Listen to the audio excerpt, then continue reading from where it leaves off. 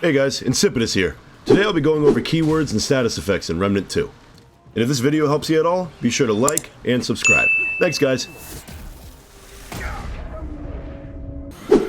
So, first, we'll tackle the keywords. The 5 most prevalent keywords I've seen so far in my playthrough are Bulwark, Haste, Encumbrance, Stagger, and Tard.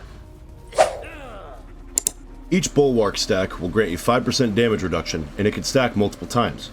The Challenger archetype revolves heavily around stacking Bulwark, so you'll see it a lot when you're playing Challenger.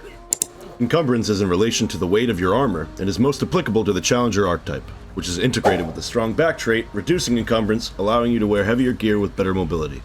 A stack of Haste grants 7% increase to all of your action speed. This is including, but not limited to, consumable use speed, ADS movement speed, evade speed, fire rate, reload speed, melee attack speed, etc.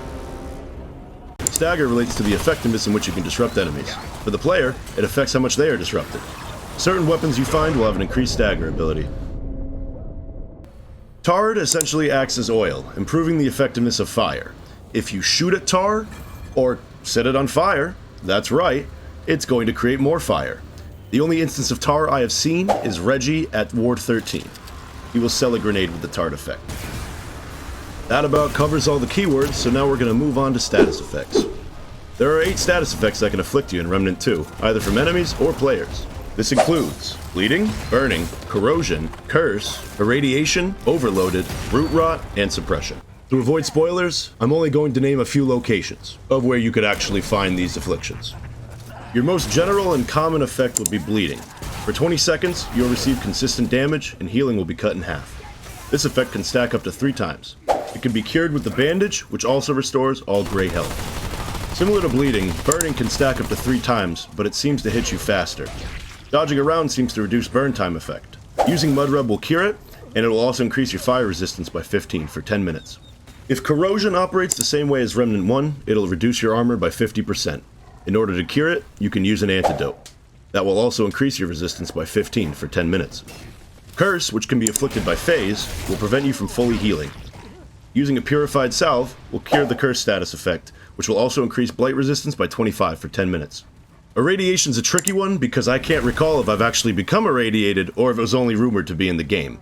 However, becoming irradiated will theoretically halve your stamina, and it can be cured with heavy water elixir, which I also haven't found. But theoretically that will grant you 15 resistance for 10 minutes. Overloaded is your electrical affliction, and each character affected by Overloaded will cause a small explosion. There can also be lightning arcs that chain between characters if they are afflicted.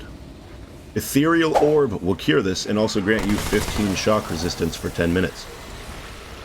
Root Rot, which you'll often find in Yaesha, will make you sick, coughing every 10 seconds, interrupting your actions. Oilskin Tonic will cure this. Suppression is an effect that will make it impossible to use perks and skills in combat. A Time-Worn Unguent will cure this, as well as grant 25 suppression for 10 minutes. For every one of those items, you can purchase it through Dr. Nora at Ward 13. Thanks guys!